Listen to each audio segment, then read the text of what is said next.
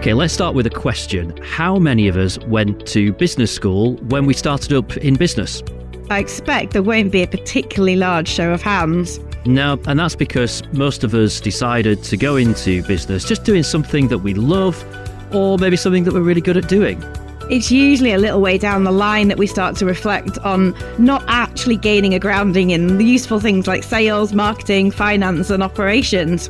Yeah, and that's when it all starts to feel, well, a bit difficult. I'm Nicky. I've been running businesses since 2004, and I'm the founder of the Growth Community, which is a place where businesses come to network and support each other's business success. And I'm James, and I started my business back in 2020, helping businesses, brands and organisations to unlock the power of podcasting, basically using audio as a way to market and grow their business. Well, in our line of work, we both meet a lot of businesses and we're constantly learning new things from being around them. Every day literally is a business school day. So we thought, why not grab some of this good stuff and turn it into a podcast? So please take your seats. Class is about to start.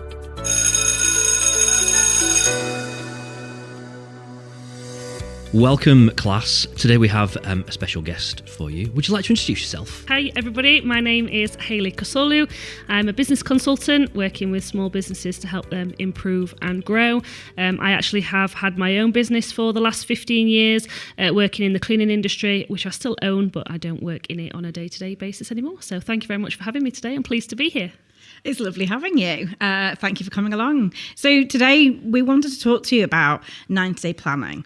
90-day planning was something I kind of came across really at the start of the pandemic. In the past, with previous businesses, I'd always had a business plan. It was this really formal document that was very static. And I really had my eyes opened with the idea of 90-day planning, mostly because my business felt very transitory at that time. And it was very hard to visualize beyond, sort of 90 days. So for the benefit of anyone who's listening today, can you tell us what 90-day planning actually is?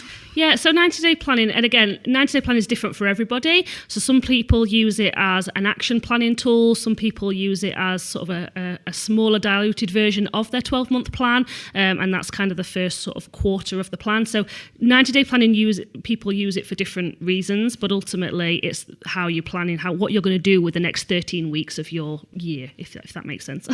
Yeah. So how do people kind of come across it really? How do they start with 90-day planning? Because for some people that feels quite alien, having to think in such a short space of time. Yeah, so I tend to come at 90-day planning in sort of like a 3-step process. Because people sort of launch into planning typically without a lot of thought behind it, whereas I like to go sort of a little bit further back than that and sort of say, well, what do you want to achieve? And that could be a 12-month goal or it could be a 3-month goal. Sometimes there's things that you need to do relatively quickly, but before you can actually achieve that, there might be a 13-step process to actually achieving that goal. So for me, 90-day planning is about breaking down those goals into smaller bite-sized chunks, because often when you look at, say, for example, if you were going to recruit a new person into your team and you've never recruited anybody before, it's not just as simple as, putting an advert out there and hoping you're going to find the right person. There's an entire process that goes into recruitment.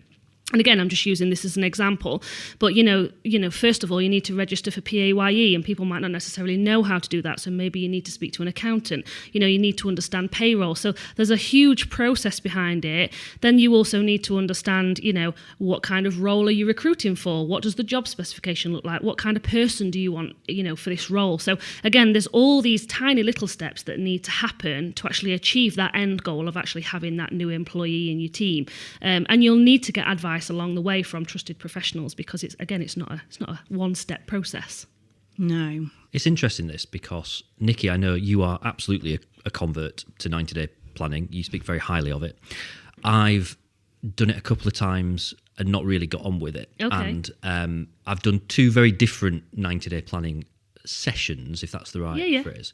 One was very specifically around social media. Okay. One was a 90-day business planning session. And I should say these were both group sessions. Yep. So that's, in my head, that's how I think about 90-day planning, is getting a group of people together and you have a huge big sheet of paper with lots of boxes in, and you have to fill things in. Okay. And you know, we obviously play on the school element for this podcast, but it really did feel like being at school. Like you're not allowed to leave until every box is filled. Yeah. And it just wasn't. It didn't feel conducive to how I do things. How, thinking very practically here, how does this work? Does it have to be done in that way? Is it about several people together and you all fill in a form and fill in boxes? Is it something people can do by themselves? Is there any rules at all to it? What things should go into it? Is it about social media? Is it about goals? Is it about money and financial aims and targets? These are, I guess, pretty basic questions, but I think they're really important because there'll be people like me who have maybe not come across 90 Day Planning at all, or have maybe done some kind of version of it and thought, no, don't like that. And maybe have got an unfair kind of vision of what it is. Yeah, so that's really good. There's a whole plethora of questions there. There was, sorry, I've thrown a lot at you there, but I find That's this really fine. interesting because this is super relevant to me. Again, it depends on you personally and what it is that you want. So I've been, and you know, in my previous business, I attended a group 90-day planning session. I found it quite insightful, but actually it didn't work for me and for my business because it wasn't tailored enough specifically to me. It also wasn't specific enough to the challenges that I was facing at that particular time. And it didn't take into account my personal circumstances because I was actually pregnant back then. So obviously, you know, I had a pretty big milestone to work towards. So that's why I personally prefer to do 90-day planning on a one-to-one basis, because I think, you know, it's got to be specific to you. It's got to be specific to what it is that you're working towards, you know, and your goals will change. So the way I always do 90-day planning and the way I do it in my own business and also with my clients is, you know, we sit down and we look at, well, what are your personal goals? So, you know, are you working towards something personally or are you working towards something in your business? Does your business need to support that personal goal? So let's say, for example, maybe you're looking to buy a house in the next sort of 12 to 6 months or something like that. You know, there's a certain stepping stone that you need to be able to achieve.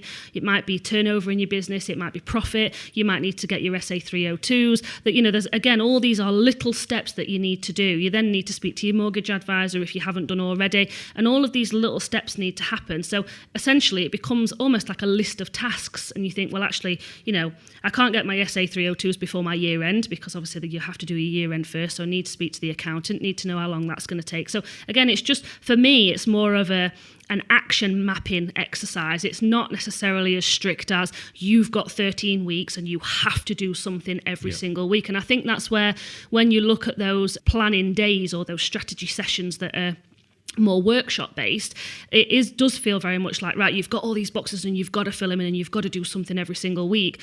But actually you need to be a little bit flexible because, you know, you might have a week where something will happen. You know, I myself have got kids, so, you know, it was only a couple of weeks ago I had a little one off with chickenpox, and so my whole week went completely out of the window because that's what happens.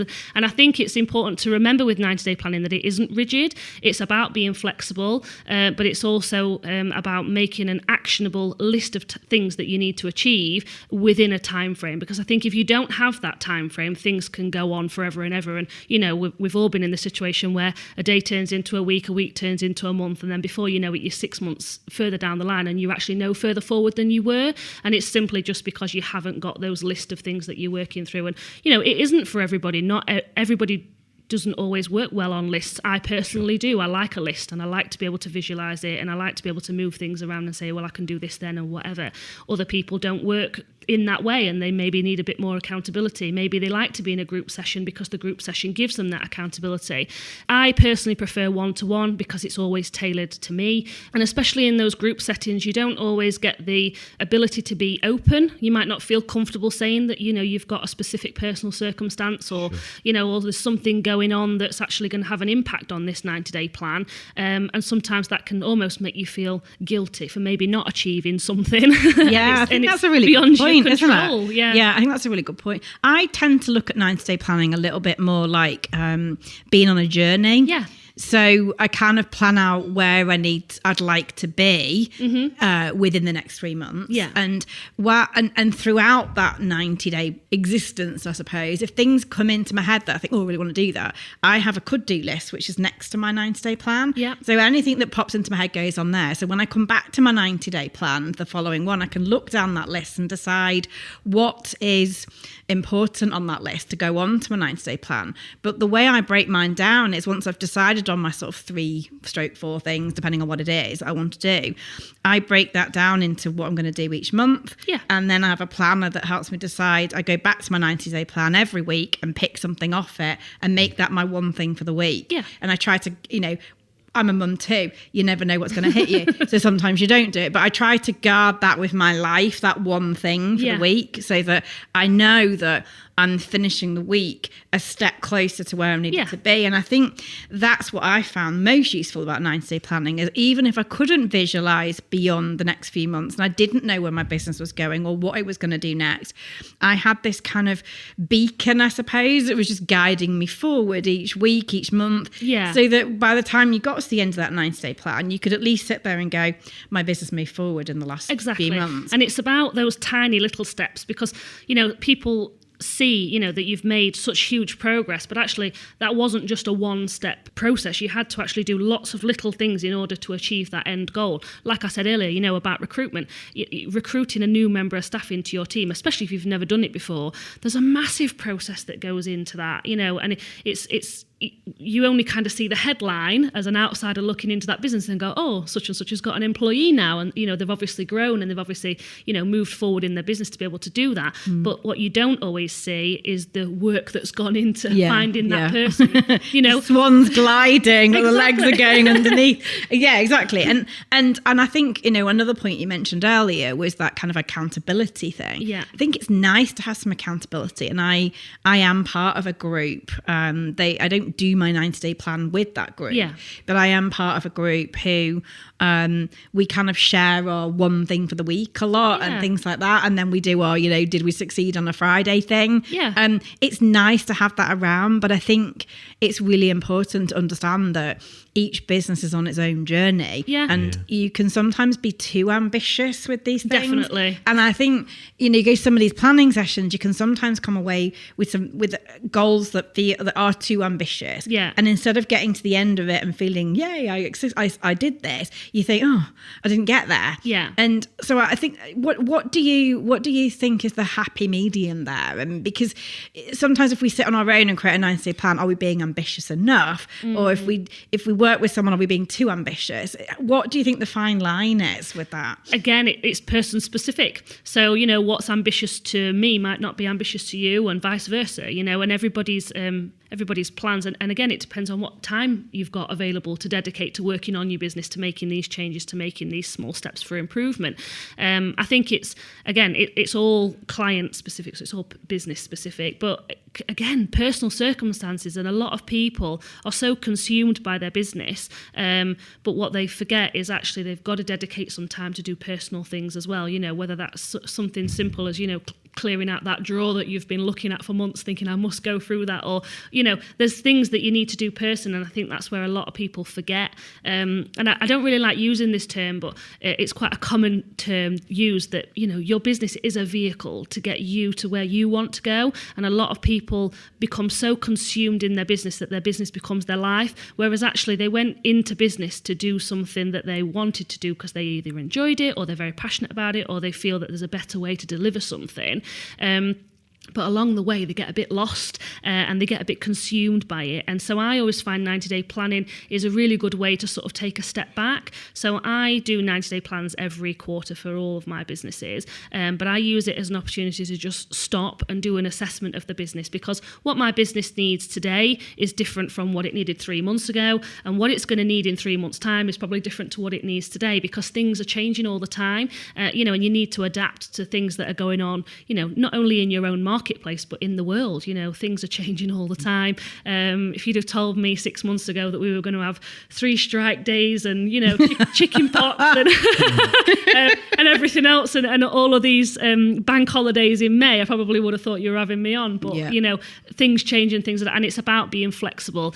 So I always do 90-day planning in a really sort of simple way. Is I take a step back to sort of assess where my business is at and understand, well, what exactly is my position right now? What do I need to do really quickly? What do I need to do, over the next 3 months, or what can I see come in the next 3 months or so?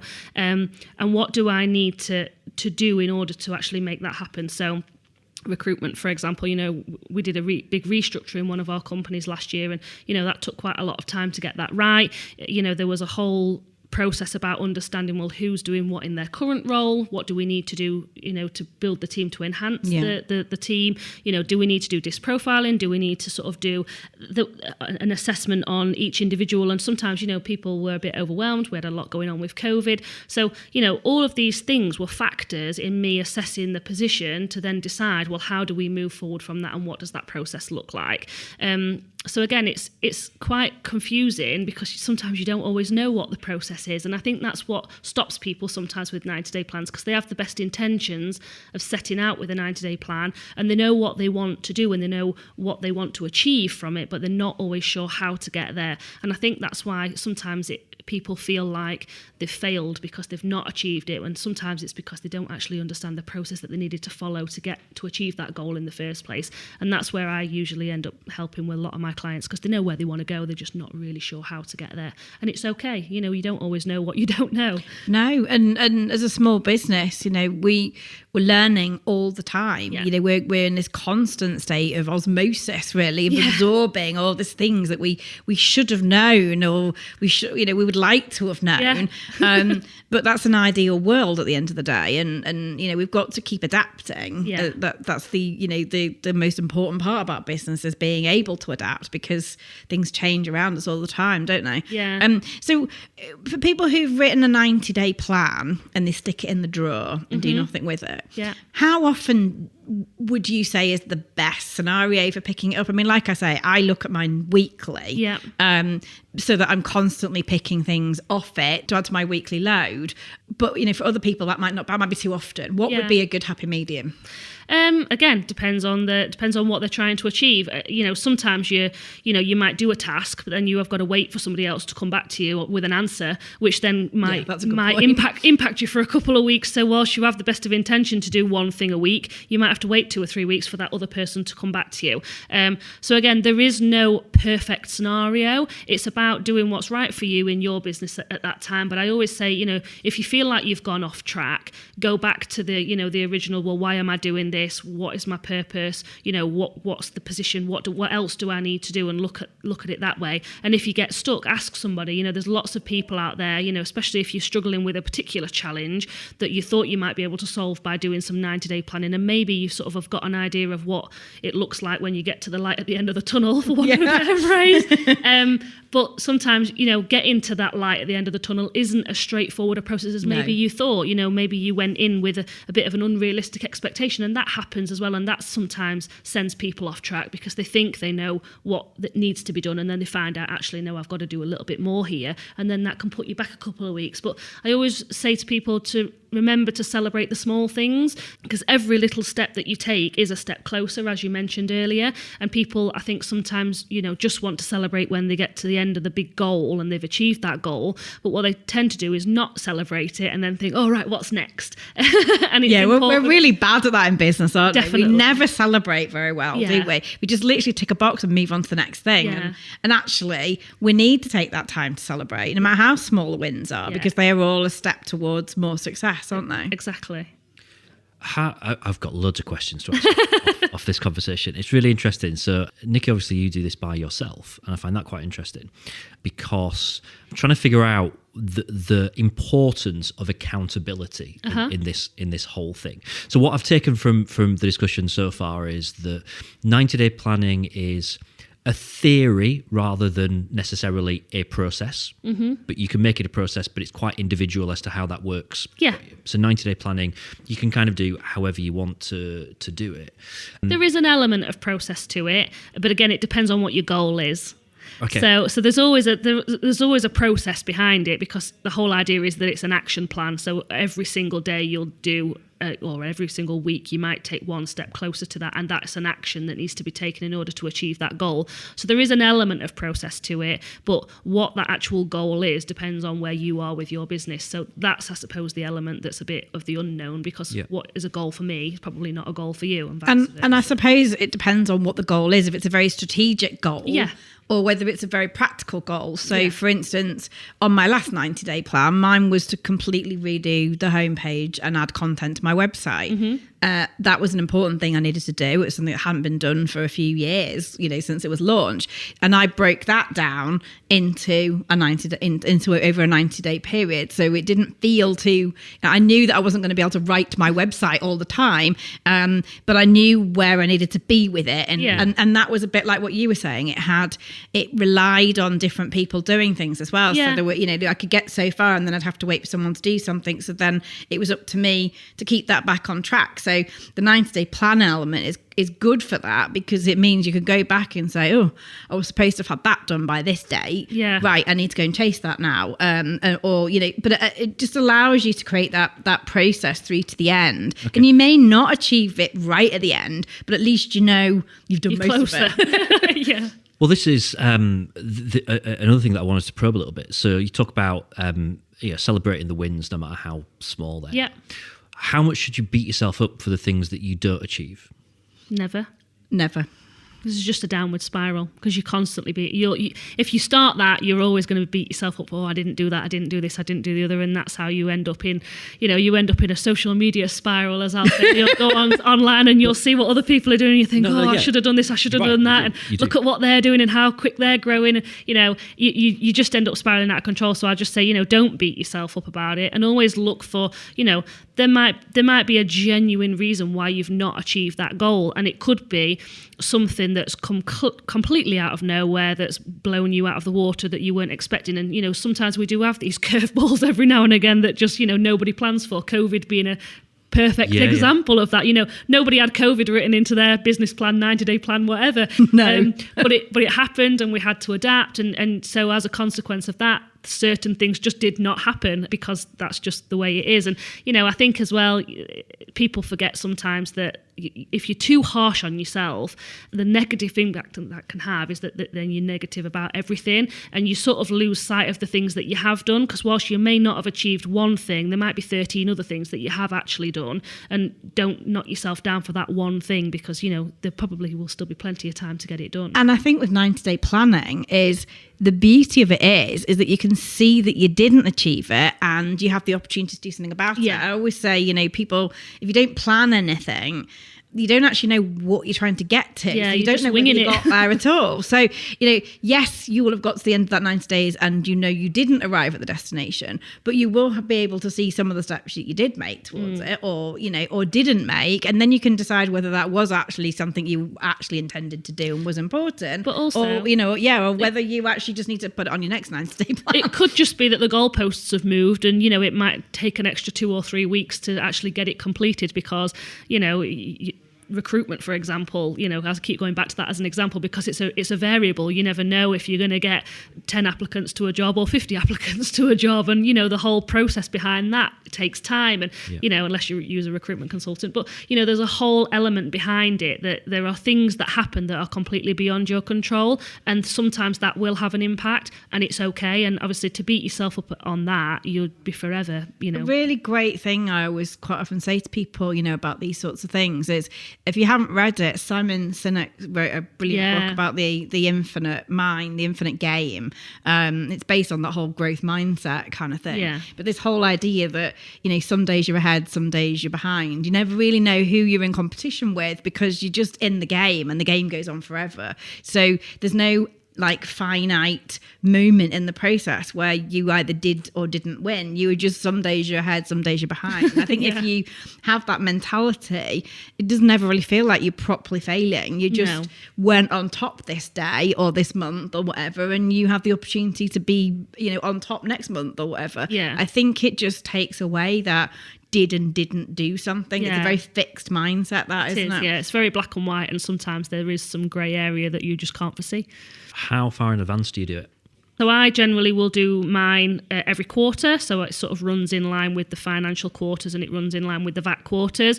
I usually do it sort of 2 to 3 weeks before that quarter ends, and then I will because I do mine individually, so I'll do mine on my own, and then I'll deliver it to the team and say, right, this is where we're going in the next 3 months. These are the things we want to work on, and these are the reasons behind it.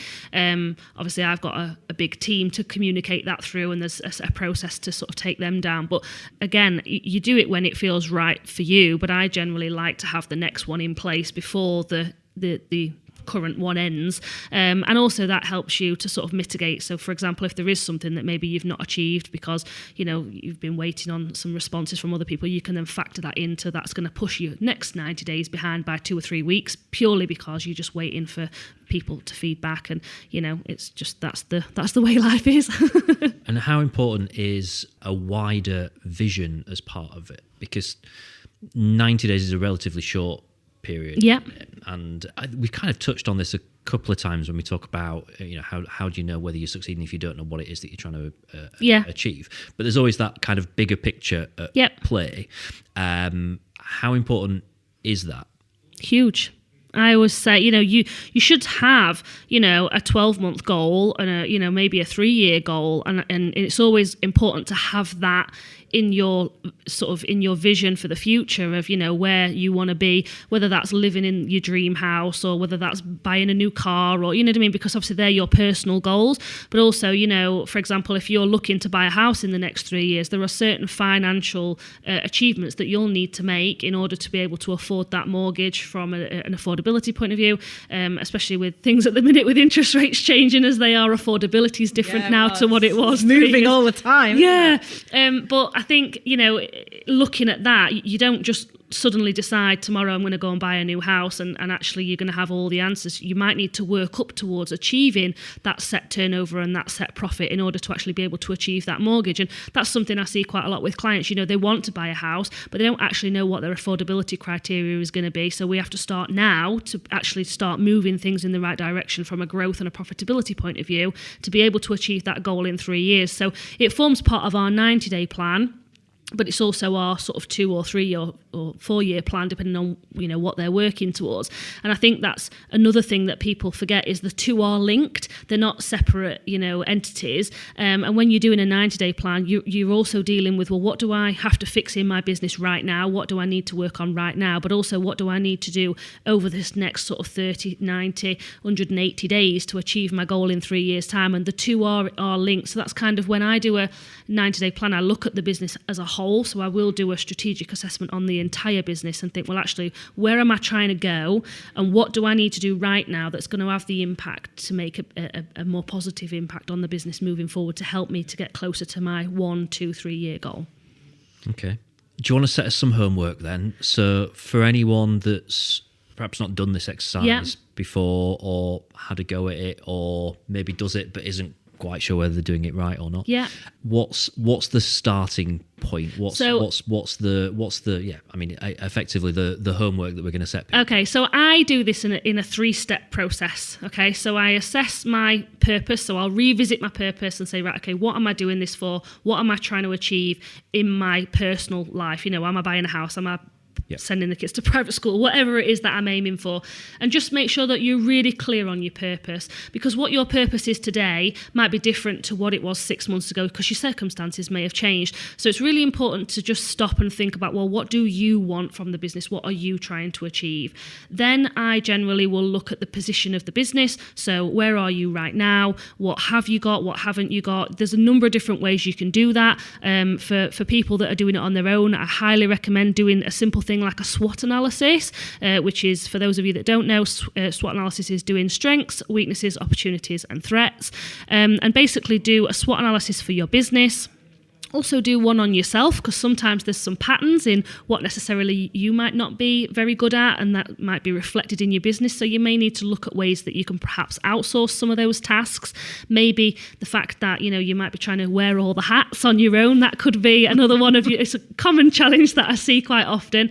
So once you've assessed that position and understood exactly, what are your opportunities, what are your threats, what do you need to work on, maybe some of your weak points, and what do you need to work on really quickly. Sometimes there's things you can do relatively quickly. That forms part of your 90-day plan. And then what's going to take longer. So for example, maybe if you wanted to do some more marketing in your business and you've been trying to do it yourself, but you haven't been successful for whatever reason, you might need to bring some professionals in that know what they're doing. And in order to outsource that, that's a financial goal that you need to be able to work towards. So again, these are more longer term projects that you might fit into your next 90 days rather than this 90 days, because right now you may need to maybe get the revenue to be able to afford to pay for that. So that's kind of how I deliver it.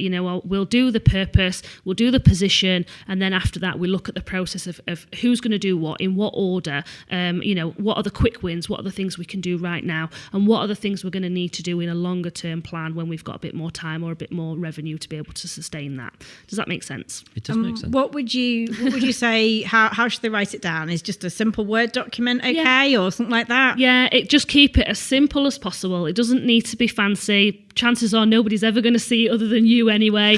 Again, doesn't need to be the A2 sheet. No, of paper. it doesn't. It don't need all the fancy markers and the post-it notes and all the rest of it. I mean, don't get me wrong, they are good and they do work for some people, but it isn't, it is very much a one size fits all. And I do find a lot of people are more beneficial if they have a one-to-one process while they're doing it. And again, just, sit down, make a list, start with your purpose. Why am I doing what I'm doing? What do I want from this business? What am I trying to achieve? What are my goals? And then what do I need to do in my business to make it work better and achieve those goals? And basically then the process of who's going to do what, when's it going to happen, and just set it out in a realistic time frame. But again, don't cripple yourself if you don't achieve things by a certain time. That's okay. There will be a reason for that. Maybe the first time you do it, you might set some unrealistic goals, because it does happen. It is a learning process. It is. You do learn as time goes on.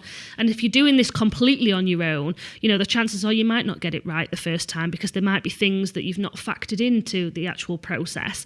But actually, moving forward, if when you're ready, ask for help. There's lots of people out there that can help and support you with things like this. And if you've tried 90-day planning 2 or 3 times and it hasn't worked because you've not found the right way for you, that's okay. You've just got to find a different way to do planning in your business that works better for you. I personally love 90-day plans. I love the actions on it. I love how simple it is. But again, it isn't for everybody, but it is a valuable asset if you can make it work right for you. And how many goals roughly do you think is worth doing? I usually have 3 goals. Business goals, but then I always have a personal goal as well, because I think it's important to make sure you're doing things for yourself, because again, we often get lost in our businesses and it becomes very consuming. But yeah, I'd say 2 or 3 goals as a maximum, and they would usually be in different areas of your business. So you might have a marketing goal, you might have a financial goal, you might have a HR goal, for example, if you're looking to build a team. And again, there's loads of other factors that can go into that, but don't make it too complicated and don't put too much on your plate all in one go.